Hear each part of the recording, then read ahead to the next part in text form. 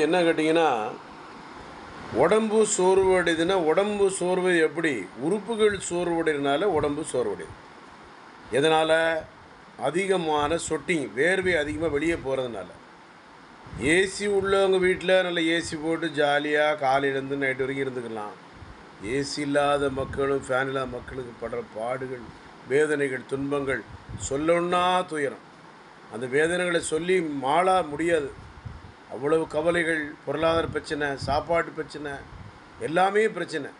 வறுமை கோட்டில் உள்ள கீழ உள்ள மக்கள் அதிகம்.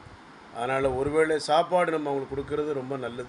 ஏழை எளிய மக்களுக்கு அன்னதானம் கொடுப்பது தான் மிகவும் சிறந்த ஒரு பெரிய நன்மை பயக்கும் நமக்கு. எல்லா வகையிலையும். அதனால் இருக்கிறவங்க இல்லாததுக்கு உதவுங்க. இல்லாதவங்க சங்கடப்படாதீங்க. கடவுள்கிட்ட வேண்டுங்க. நல்லதே நடக்கும். நன்றி.